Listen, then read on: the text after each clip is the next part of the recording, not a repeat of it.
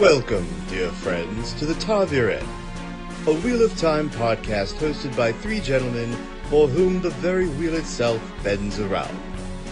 Without further ado, here are your hosts, Bill, Rob, and Rich.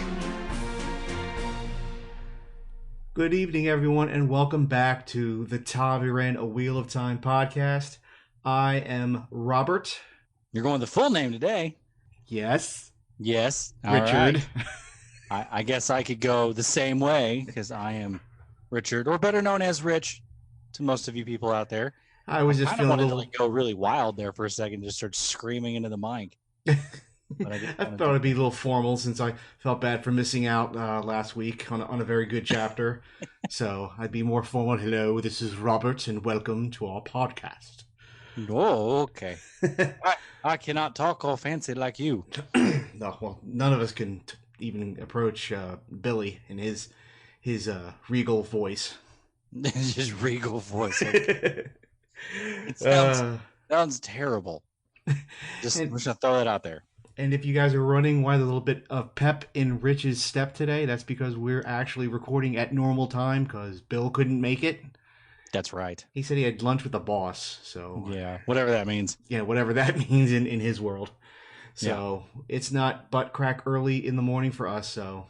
Yeah, so I am wide awake, doing some crazy things, got some ice cream in front of me, ready to do this thing. Let's do it. So this time, Rich, we got chapter 24, Flight Down the Arinelle. So what do you think of this chapter, real quick? I liked it. Yep. There was a good chapter.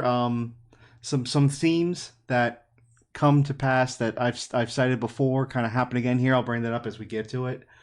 But all in all, it's a good one of those kind of segue chapters, as in let's switch focus and see what Rand and his crew are up to. You know, we got our fill of Perrin and Egwene and Nynaeve with Lan and Moiraine. Now let's go see what the other guys are up to. A whole lot of nothing. Yeah, they're on a boat. All right, end chapter. Yep, I'm on a boat. And I wait for Bill usually to say something at the very end of it. He starts rapping. I'm on a boat, I'm on... Yeah, okay, Rich, we get it. You're doing it, I'm not. I know, I know. What happens when I'm awake. The spirit of Bill. So actually, Rich, you know that we have a new iTunes review. I know, I saw that. Yeah, and it's funny because it took me a second to look at this guy's name and like, oh, it's Big Al Met fan. Okay, you could have kind of pronounced that in different ways, but I'm like, I think he's a baseball fan. I'd probably guess that is right. Or maybe he's a fan of the Met Opera. You know, it could be the Metropolitan Opera. Who knows? It could be. I doubt that. But he has a 5-star review from Big Al Met fan. It's called Great Wheel of Time Podcast. Wheel of Time is my favorite fantasy series. I listened to the first episode of several Wheel of Time reread podcasts. This is the best one that I found. I like the interaction between the hosts and their analysis of the chapters as we read. Of course, there's always the Readings with Rob dramatic reading segments.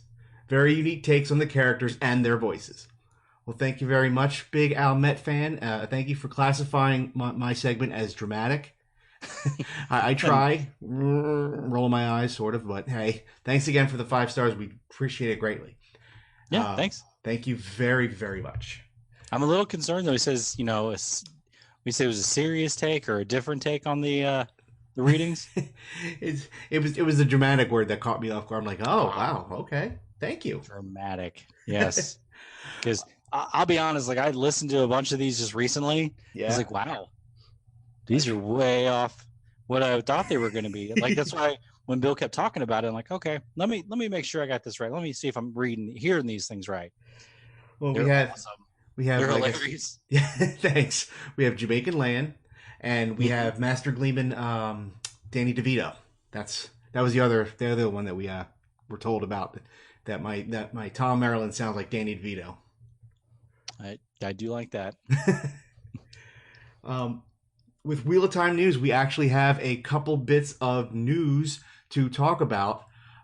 First, I don't know if you've known this, but the Daily Trolloc has closed their doors. Did you hear about this one? I saw that. Yeah, I know. It's sad. I mean, we I love that website. We used it as far as drawing some news tidbits from it. We always gave Narg his proper respect. We've always called out Narg for his great work. Yep.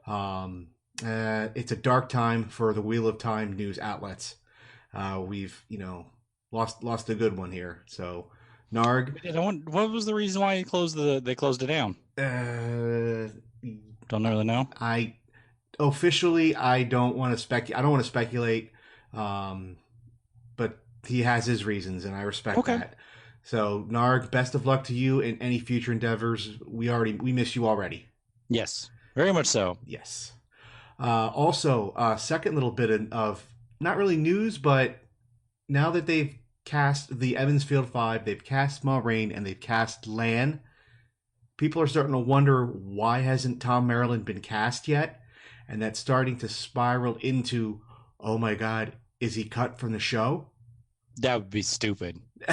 Did he get the Tom Bombadil treatment in Lord of the Rings movies? So I was going to ask for your opinion on it, but I think you very succinctly gave us your opinion on Tom. Yep. He's needed. I mean, you can't have this book series without Tom. You just can't. He's a comedic outlook towards the boys.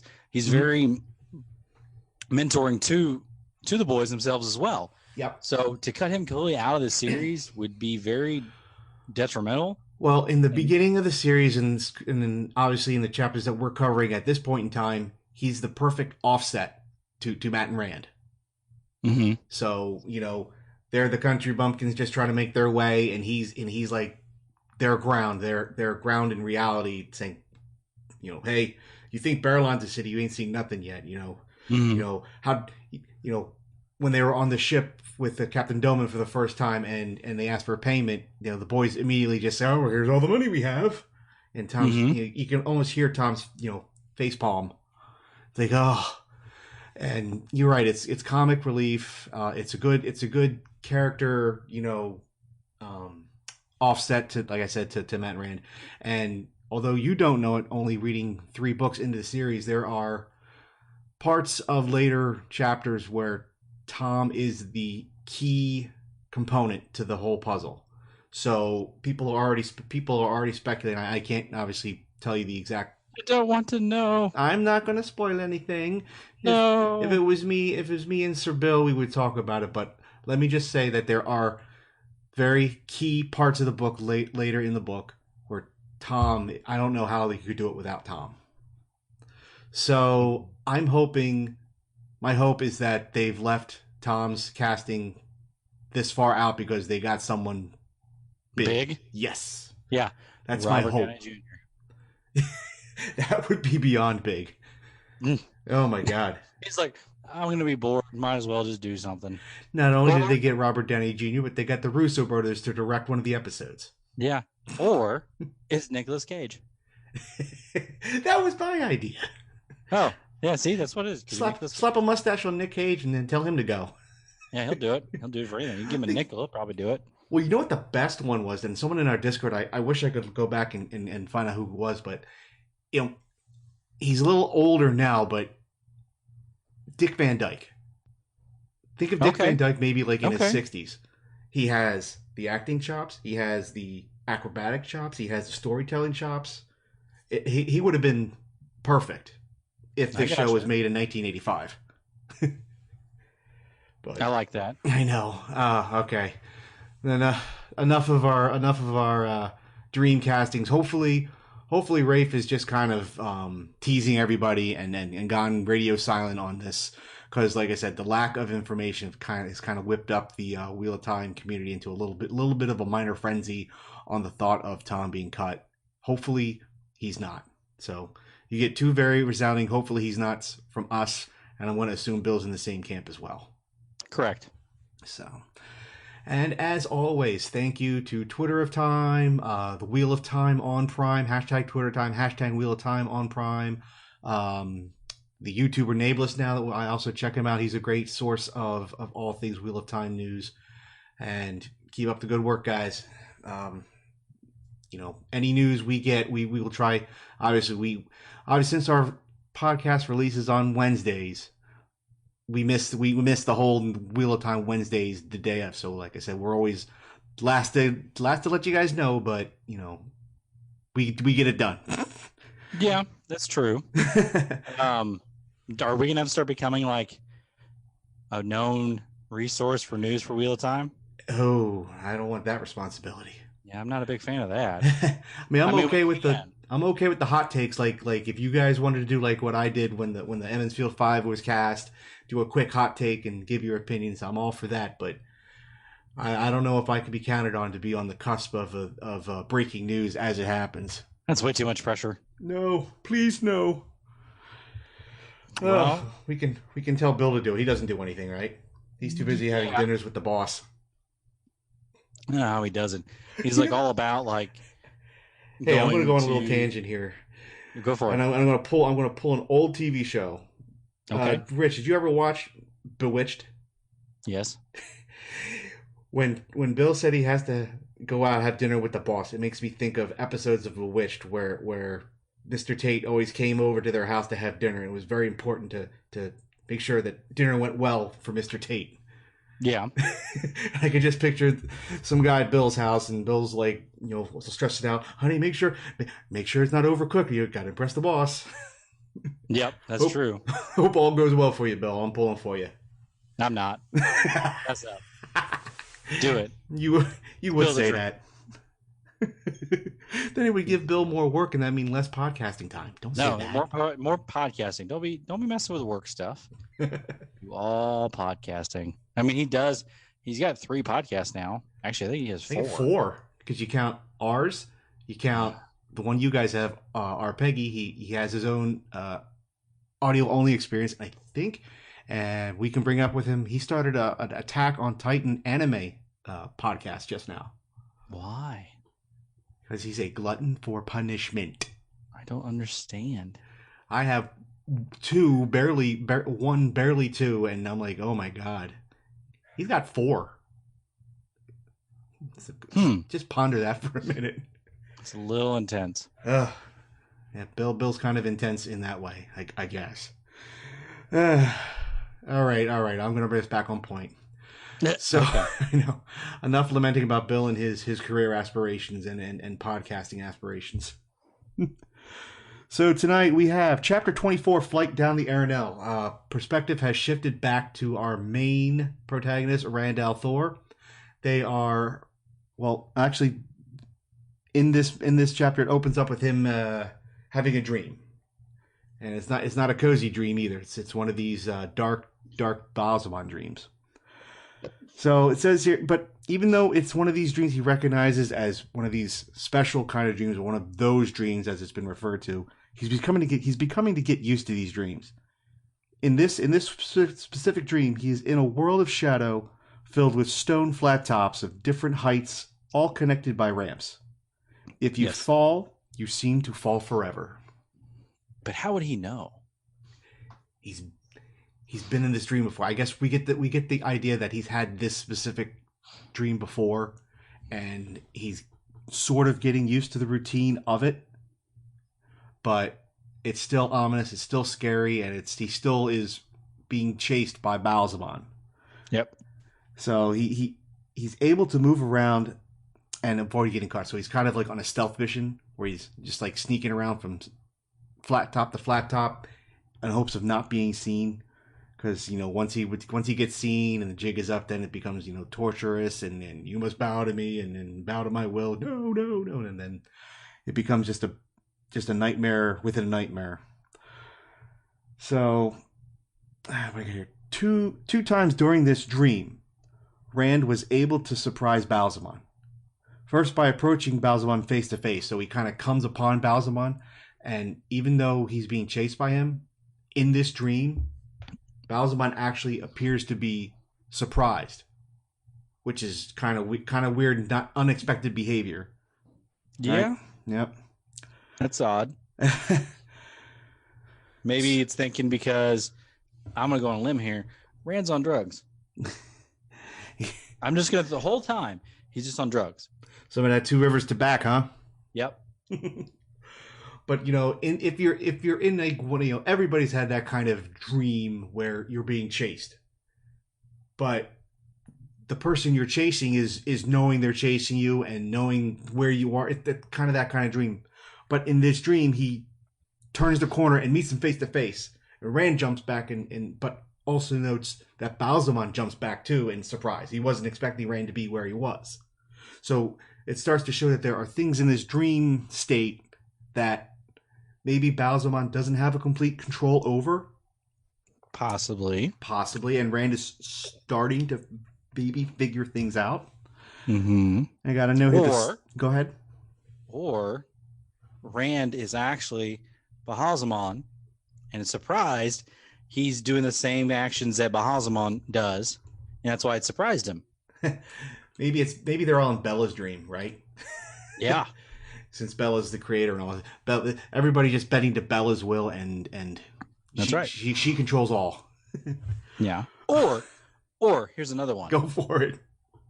Instead of Balsamon in Rand's dreams, Rand is in Balsamon's dreams and it's messing with him.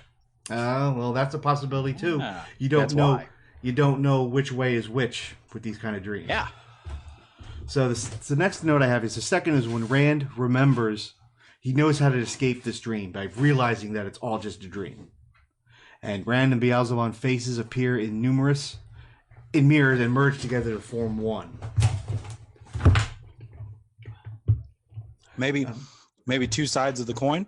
Yeah, could be. It could be. So it's like two become one. It's like I think the same kind of dream sequence happened in one of the Harry Potter movies where Harry was dreaming he was Voldemort, and then there were scenes that we knew Harry was in, but it was Voldemort as Harry. Yeah. So it's one of those things where Rand remembers he's in a dream, and he basically just announces to himself that this is a dream, and he wakes up. Yep.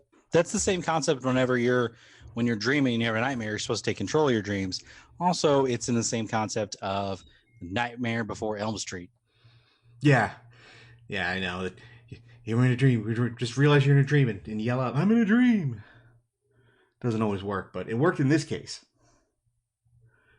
So it starts to show that Rand or Balsamon is starting to realize that the other is gaining a little more awareness.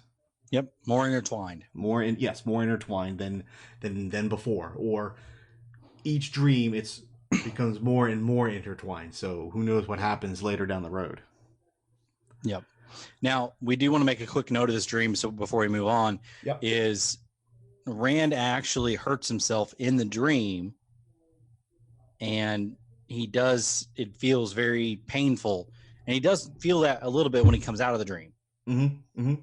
So it's not all safe in the dream world where, if you die there, you're okay. No, if you die in there, you probably could die out there. Yeah, the rules of the dream world become more defined when we get into more of Perrin's and Egwene stories. Mm-hmm. But yeah, you can almost, that's kind of a trope within movies, is if you die in the dream, you die in real life. So we can almost assume that's still the case here. That's right. So, but then we get a kind of a fade to black. Rand wakes up, fade to black. Then, I guess it's a couple days later.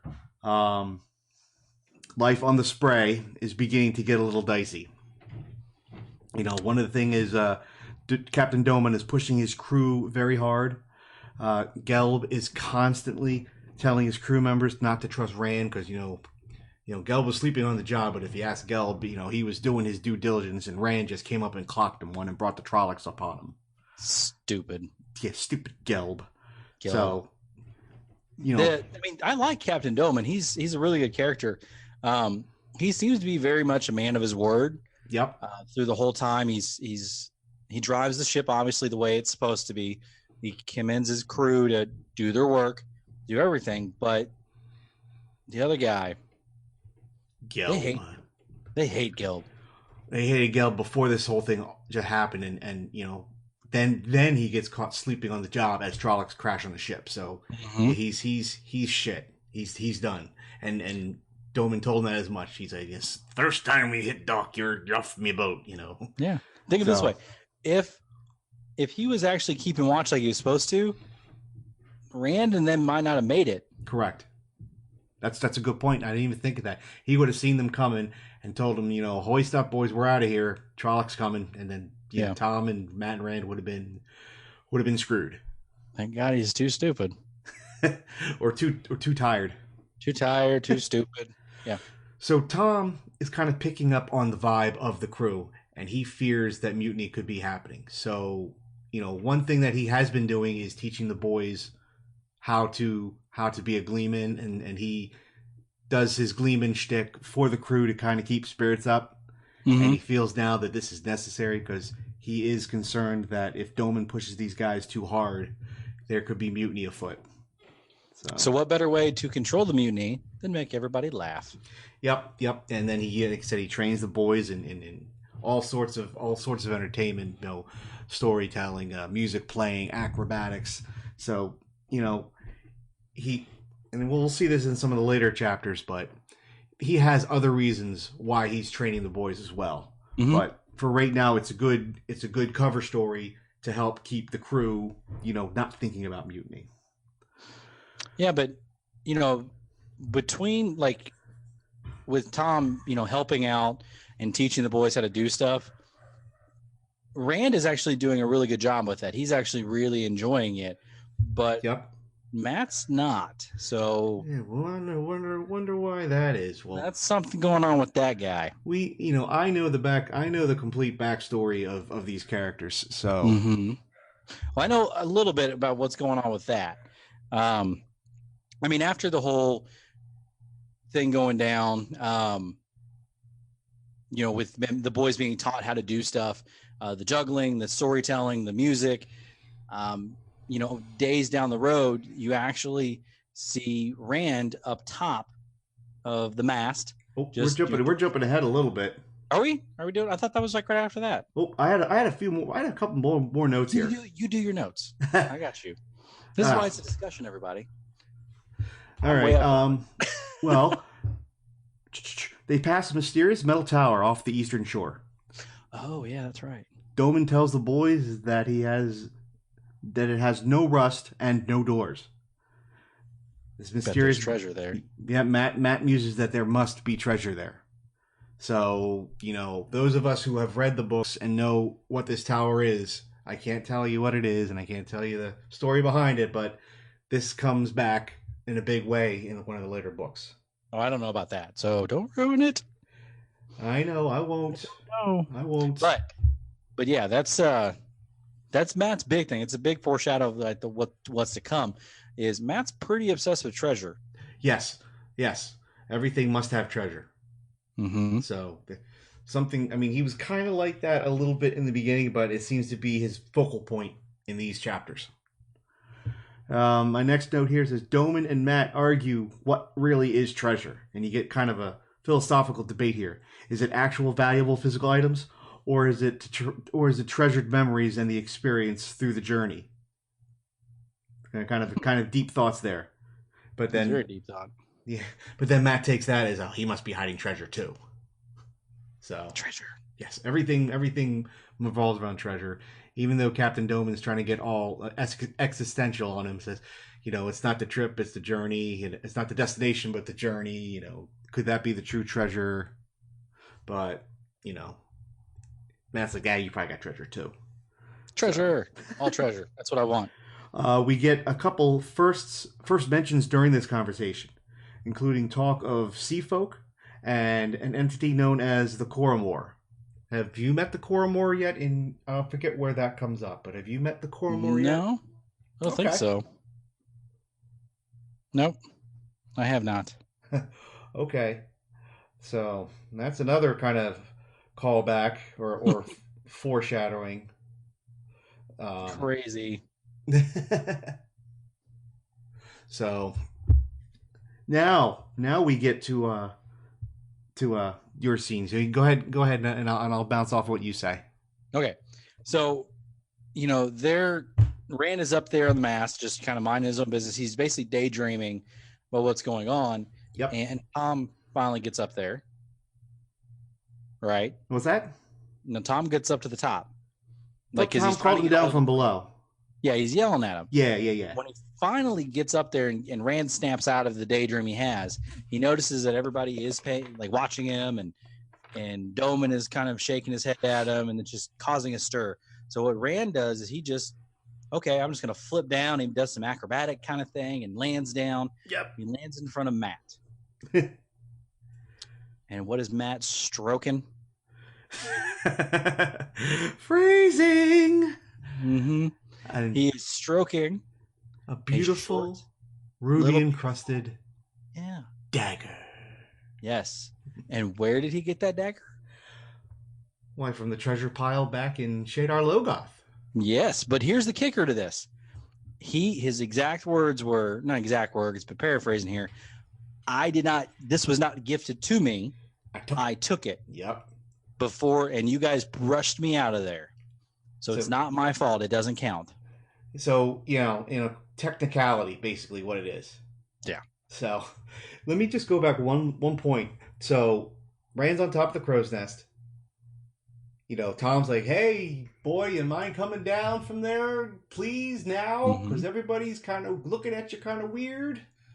And Rand says, sure. And does his acrobatic flip, jumps down, ta-da, and everybody claps, that. And, Tom's like, yeah, we were practicing that. Yes, he was supposed to do that. Yes. But the best part is Rand Rand looks back up the crow's nest.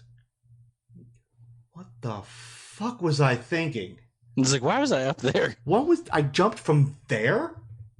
And it reminded me of the scene when they were in Berlin, where Rand was laughing at the White Cloaks, just laughing at their face.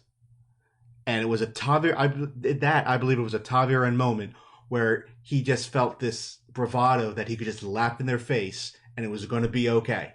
And then things are changing. Yep. And after the events with the White Cloaks happened, he thought back and he's like, why would I laugh at White Cloaks? Why? That's just dumb. This scene reminded me exactly of that too, where he had a ta'veren moment where he's like, yeah, I can make that jump. And he does the cartwheel, whatever he does to jump down. Then he looks back up and he's like, what? Mm-hmm. Why was I up there again? Yep.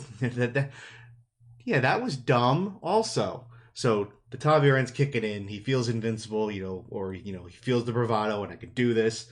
Then when it kind of dies down, he reflects back and he's like, yeah, I probably should not have done that. Yeah. But yeah, Matt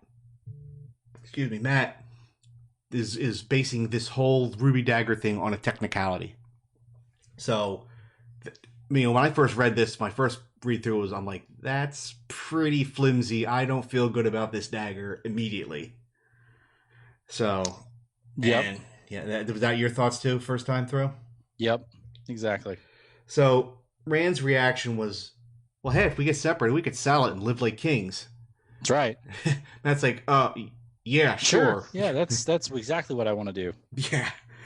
But, every time, when Matt is with the dagger or touching the dagger, or as you put it so beautifully, stroking his dagger.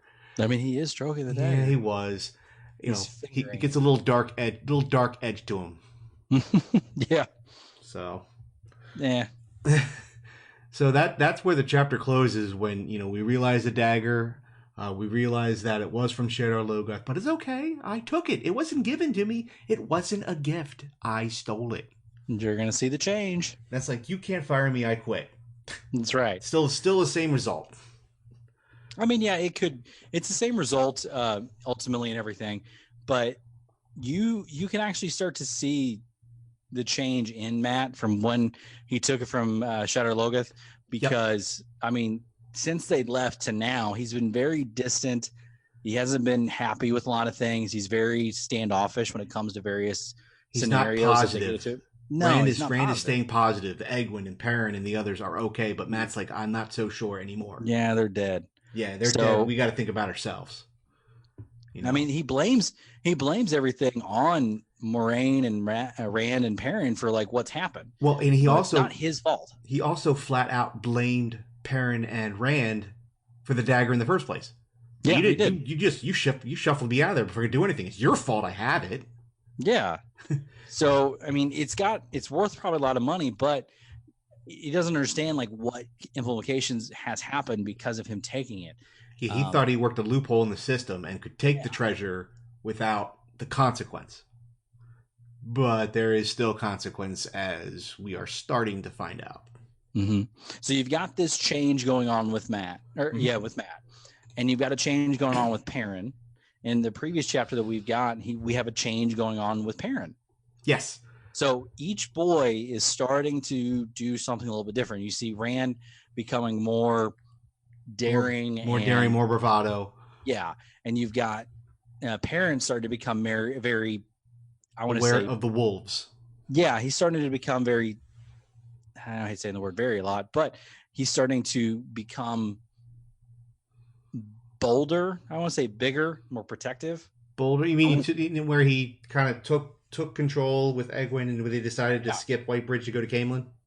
Mm-hmm. Okay, I see that too. He's got that.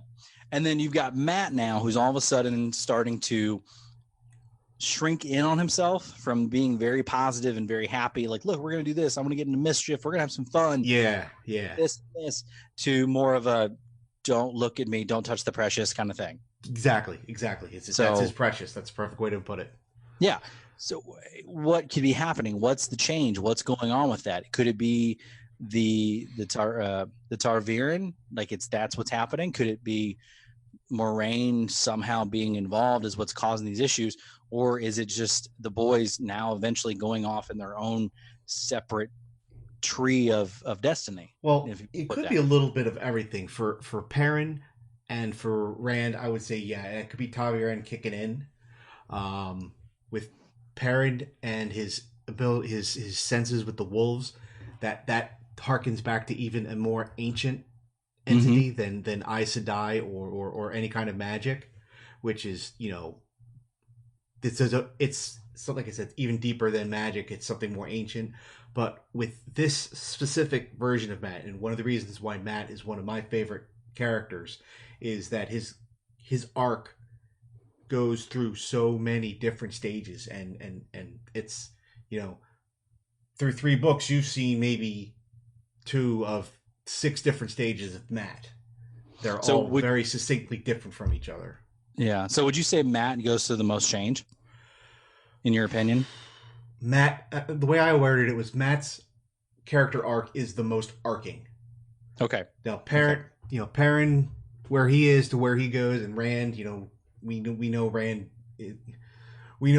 is very, very, very, very important to the pattern. So correct. Hard to compare. Yeah, and you could see that of why that is with Rand versus Bahalzamon, because they're the 2 opposing forces. So you know that Rand is going to be more out there of leadership and his bravado. He's becoming you're going to see this guy.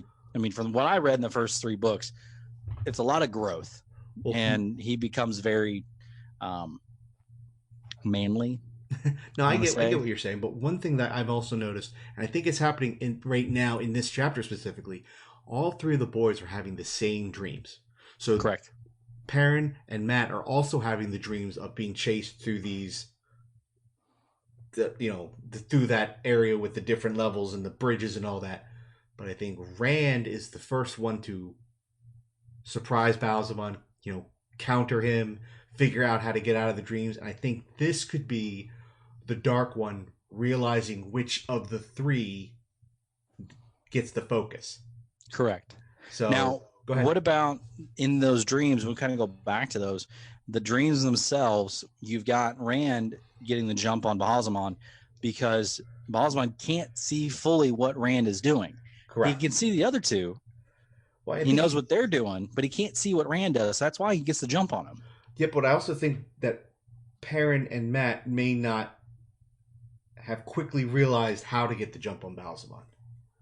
True. And that's where, Rand is kind of distancing himself from the other 2 and showing the Dark One that, yeah, I might be the guy.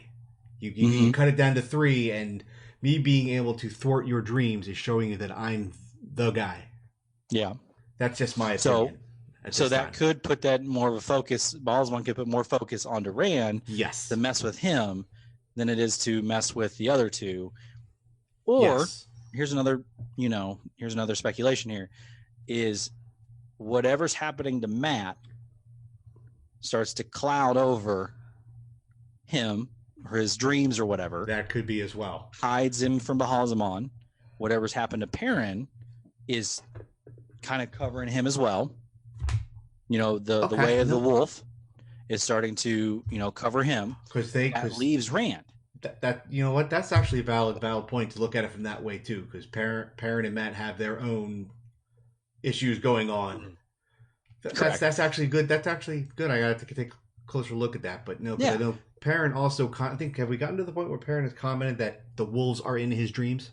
No, I don't think so yet. But it's coming. No, yes, he has. He has. He's mentioned that he's seen wolves and stuff in his dreams. But you got to look at what's happening with Perrin is not voluntary. It's something that's happening to him already. Matt is the only thing that it's happened to him voluntary of what's going on. So if that hadn't happened to him back in Shadow Logar, it would be more of a hard thing probably for Bahalzaman to actually focus on those two and you can eliminate Perrin out of that. It's like, okay, well, Perrin's not the guy I want because of this other stuff. It would make it a little bit harder. So kind of Matt's fault that maybe Rand is having these dreams and getting him become more focused. No, I get it. I mean, there's definitely two ways. It's almost like ta'veren working for the dark side. Correct. It's kind of things are falling into place right now for the bad guys in that they're able to identify Rand as the one guy. Correct. The two, but you got to think of the darkness or whatever it is. I can't remember the guy's name in Shadow Logar that caused these. Mordeth. Those two are not the same. Yeah, Mordeth is not affiliated with the Dark One. It's he's like an ancient entity, also, like wolf, like the wolf speaking to men. So if you think about it, he's gained. Mordeth has gained a possible ta'veren where that pulled him off the board. For now. Pulled him off the board. So now you've got Perrin and Matt and Rand. Well, now you got the non, I guess you want to say there's nothing to do with the one power is only, that ancient power pulls that one off the board too. So again, process elimination, you've got Rand. Yep. One way or another now it's, the bad guys are starting to formulate their plan. Correct. Now we don't know what's going to happen to Matt. We don't know what kind of changes is happening to him, like what's going on because of that dagger. Is there a curse on it? Is it just him being more self-involved that this is his treasure and no one's going to touch it? This is the precious. Don't look at it. Don't touch it. Don't smell it, kind of thing. Yep. At this point, we just know that it's bad. That's all we know. It came from somewhere where we weren't. Don't touch the treasure. He touched the treasure. Something bad's going to happen. That's about all we know. Well, and you got to think about too, like why didn't Moraine even tell them about that at Shadow Logar? Don't touch anything. Don't take anything from here. Well, at that point, she might have been naive in thinking that they were going to stay put. Okay. What part of them being together thinks that she understands that that's what's going to happen? I don't know. Yeah. You're like, okay, you got these boys here. Are you Hey guys, we're gonna camp in this town now. The devil somewhere is in here. Don't go looking for him. Okay, good night, guys. Yeah, there might be treasure. Just don't touch it. Don't go nowhere. Don't take anything. I would not move. It's like living in Pennywise neighborhood. He's out there. Don't go looking for him. All right, sleep well. Yeah, nope, leaving. We're getting out of here. If you see a red balloon, stay away from it. Don't touch it. Let's go on a little tangent. Did you see that movie, by the way? I haven't yet. My older son has. I've read the book, so I know of the story. Ooh, it's rough. It's a little scary too. I bet. I sat in the movie theater just like, oh my god, why am I here voluntarily? So, anyways, you got to think also why, if a place that you go to is scary enough to keep Trollocs out of there, maybe you shouldn't be there. That was her plot. That was her argument when Lan first brought it up. Yeah. Until it became very apparent they had no other option because she was tapped out. She they had to go somewhere where she could recoup. Yeah. And there was nowhere else. Told the boys about that even further. That's another bad thing about Aes Sedai is the fact that they don't tell you everything about what's going on. They just tell you enough to get you to go where they want you to go. Yeah. It's here. I need you to hold this. By the way, it could explode. Don't drop it. Yeah. So I don't know. It was overall. This was a good chapter. We get some dream segments. We get some, Ta'Veren, trickery with Rand and his acrobatics, and then we get the introduction of the dagger. Yep. Matt touching stuff. Lots of good setup here. Yep. So I mean, I liked the chapters. It was good. I mean, it got me really thinking about the connections between the boys in various parts of the world. Mm-hmm. And what it really means and what's happening. Those dream sequences, they don't really go into full detail. All you know is that they're having dreams. Ba'alzamon's there. We don't know who Ba'alzamon is. I mean, he could just be a minion of the Dark One. We don't know, but it's happening. And we keep seeing more and more with each chapter. Yes. The circle widens every chapter. So that's a good storytelling method is to start with this little speck and just open it up more and more with every chapter. All right. So that is going to take us into readings with Rob, and as Rich put it, we are going to have Rand get his first look at Matt's new precious. Yeah, he's gonna stroke it. Stroke that dagger. And now, the ta'veren present to you Readings with Rob. He looked down and was surprised to see all the faces staring up at him. Only Matt, sitting cross-legged up in the bows with his back to the mast, was not looking at him. Even the men at the oars had their eyes raised, letting their stroke go ragged, and no one was berating them for it. Rand twisted his head around to look under his arm at the stern. Captain Doman stood by the steering oar, ham-like fists on his hips, glaring at him atop the mast. He turned back and grinned at Tom. "You want me to come down, then?" Tom nodded vigorously. "I would appreciate it greatly." "All right." Shifting his grip on the forestay, he sprang off the mast top. He heard Tom bite off an oath as his fall was cut short and he dangled from the forestay by his hands. The Gleeman scowled at him, one hand half stretched out to catch him. He grinned at Tom again. "I'm going down now." Swinging up his legs, he hooked one knee over the thick line that ran from the mast to the bow, then caught it in the crook of his elbow and let go with his hands. Slowly, then with increasing speed, he slid down. Just short of the bow, he dropped to his feet on the deck right in front of Matt, took one step to catch his balance, and turned to face the boat with arms spread wide, the way Tom did after a tumbling trick. Scattered clapping rose from the crew, but he was looking down at Matt in surprise, and what Matt held, hidden from everyone else by his body. A curved dagger with a gold scabbard worked in strange symbols.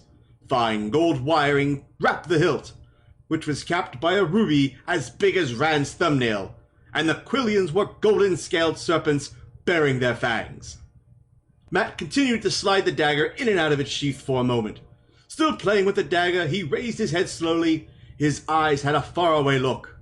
Suddenly they focused on Rand, and he gave a start and stuffed the dagger under his coat. Rand squatted on his heels with his arms crossed on his knees. "Where did you get that?"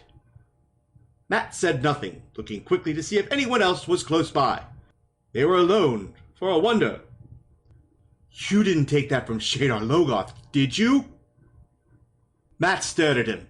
"It's your fault. Yours and Perrin's. The two of you pulled me away from the treasure, and I had it in my hand. Mordeth didn't give it to me. I took it.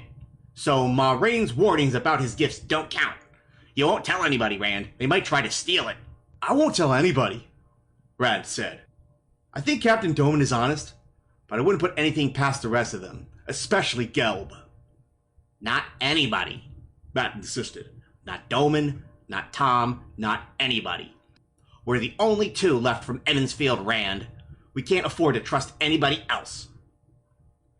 They're alive, Matt. Edwin and Perrin. I know they're alive. Matt looked ashamed. I'll keep your secret, though. Just the two of us. At least we don't have to worry about money now. We could sell it for enough to travel to Tarvalon like kings. Of course, Matt said after a minute. if we have to. Just don't tell anybody until I say so. That was Readings with Rob. If there's a passage in an upcoming chapter you wish to have read on the podcast, simply tweet us at TavirenPod with your request. You're right. Readings with Rob. We now know of the dagger, and hopefully, as Bill promised, he can now put our new outro on the end. So, I like the outro, but yeah, I gave it to him about 4 or 5 chapters too early. Curses! That's okay. So, I think Bill, I don't know if he was supposed to do another Tellings of the Wheel segment, but I guess he decided to do an Attack on Titan anime podcast instead, so thanks a lot there, Bill. And a secret project. And a secret project with the boss. Yep. So, Oh, no, I was talking about secret project with us. Oh, yes. Oh, yes. I forgot about, something that kind of randomly sprouted that we both, or all three of us kind of were like, yes, we want to do that. It's going to be tricky, but we got this, I think. Could be bonus content for a later date. Let's just put it that way. So next chapter, Rich, we have the traveling people, or as I put it, do you even tinker, bro? I like the hippies with the bright colors and the fire and the dancing and the why weed. Can't we all just be friends? Yeah, and holding hands. All right. All except for that Aram. Got to watch out for that Aram.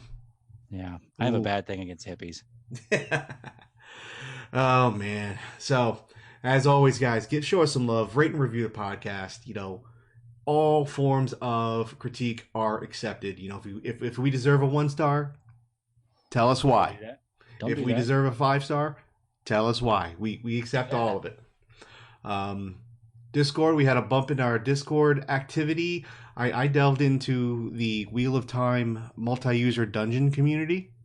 I was doing a little side project looking at other Wheel of Time entities, and one of them I knew about was they're called MUDs, MUD, multi-user dungeons. These are essentially the grandfather to the MMORPG, text-based role-playing adventures where it's massively multi-user online presence.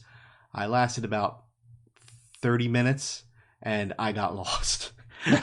I started in Emmonsfield, and I guess not knowing that you can, from Emmonsfield, you start in Emmonsfield, but you can transfer yourself to anywhere else in the world to start your campaign. And I ended up outside of Camelin in some farm. I'm like, I don't know how I got here. And I had no money, no weapons, no armor, and my character kept saying, I'm hungry, I'm thirsty. And I had no food, no water, and I was just like, okay, I guess my character dies a horrible death, and like with the Oregon Trail, he dies of dysentery. That's crazy. But it was fun, and it was interesting, and like I said, I gave those guys some shout outs in Discord. But yeah, if you want to check that out, it's I think wotmud.info. If you guys are interested in checking it out, it is one of the oldest multi-user dungeons out there. It's been going strong for probably 20 plus years, maybe even longer. Dang. Like consistent online presence. So big shout out to those guys over there. They gave us a shout out. We're giving them a shout out. Twitter, TavirenPod. We're out there. I know, Rich, you posted a in memory of Robert Jordan? Yep, because yesterday was the anniversary of his passing. Mm-hmm. So I wanted to throw that out there as a big shout out to him and kind of give a big tribute. I know the Wheel of Time Amazon crew that they started their photography stuff yesterday. There was that. Did you see the one selfie that Rosamund took of the cast? Yes, and that was a good one too. I like seeing that. Yes. I'm still not sold on her. I'm just saying. I think she can pull it. She's got the chops. I think she's got the chops. Okay, fine. I'll agree to disagree. I mean, she was in Doom. I mean, come on. I know. I mean, really, what a masterful, piece that was. But yeah, so just so you guys know that he did pass away. I believe it was 12 years ago. Yesterday was 12 years. Yeah. I'm actually very fortunate. I've never met the man, but I do have a book signed by him. That's awesome. I was able to get. I don't know how I got it. I was buying the books months ago, like months and months and months ago, and I just happened to come across one. It says, "Oh, when you buy this Wheel of Time book signed by Robert Jordan on, I'm like, okay. I looked at it, $50. I'm like, okay, I'll take that because I knew he passed away. And I was like, okay. I mean, yeah, you are missed, Mr. Jordan. We do miss you. So yes. We know you're in a better place. Like Game of Thrones. I'm sorry. Now we got crap like Game of Thrones. Now we can actually see something good that doesn't have wieners thrown everywhere. Same. Game of Thrones was so good until it became so not good. Yeah, with the wieners and everything. Wheel of Time does not have that. It's good, open to close. Yes, I'm excited for it. I think it's going to be good. But yes, I wanted to throw that out there as a big tribute to him. Nope. He does mean a lot to us. That's great. Let's see, Discord. Join Discord. We have lots of conversations going on. Would love to hear from you too. YouTube, I know that Tyler has caught us up, and all of our podcasts are out there on YouTube. So if you use YouTube as you're listening, and I think he adds a few video the little Easter eggs I'll say he'll put in there. He's also going to start putting he's going to put my hot take on the Emmons 5 out there, and I've also sent him the Readings with Rob segments in little bite-sized consumable chunks. So if you didn't want to go for YouTube for a full podcast, you can just check out the Readings with Rob separately there. So that's no excuses on the series, by the way. What's that? The Readings with Rob is the only thing that's good about this podcast. Oh, stop it. Hey, you're not so bad yourself. I know. Then there's Bill. Yeah, that guy. Tyler does a great job, guys. I just want to throw it out there. He does all that himself. Yeah, Tyler is a one-man wrecking crew with that stuff. He just moved. He has his own podcast.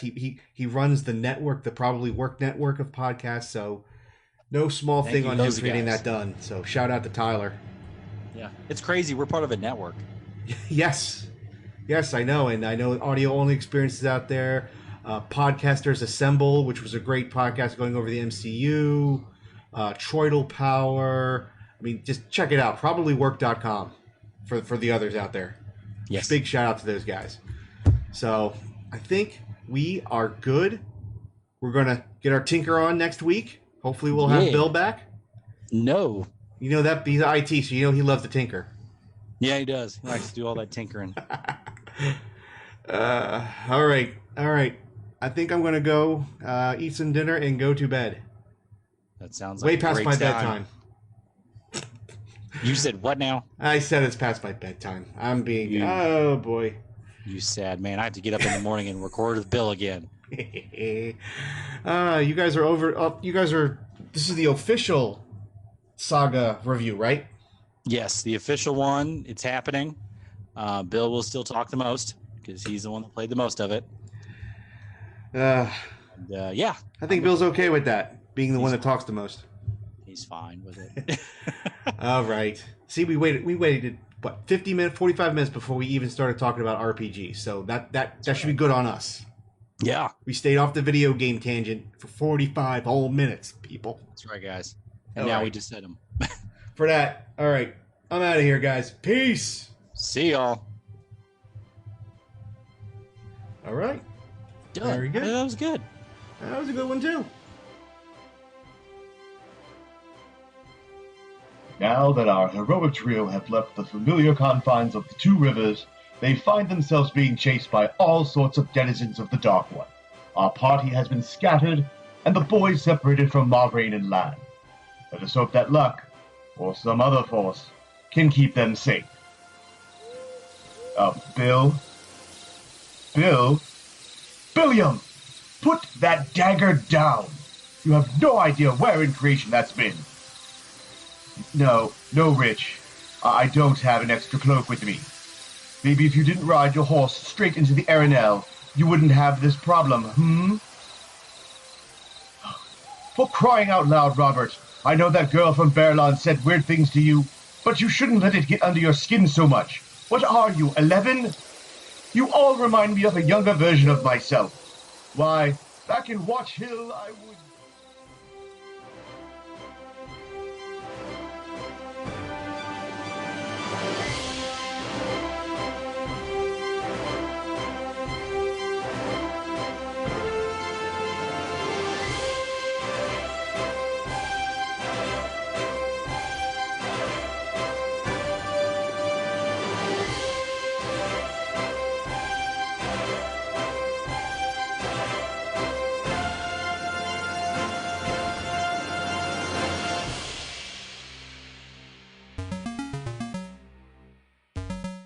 Hello, friends. This is Troidal Power, host of the Troidal Power Presents the Power Playthroughs podcast with Troidal Power, a podcast where I, your host, Troidal Power, play through games in a powerful way.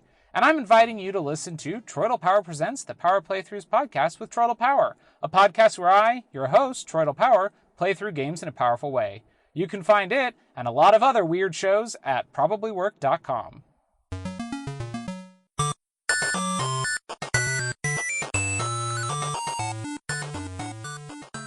This has been a presentation of the We Can Make This Work Probably Network. Follow us on Twitter at probablywork for more of our questionable content. Also, we have a website called probablywork.com.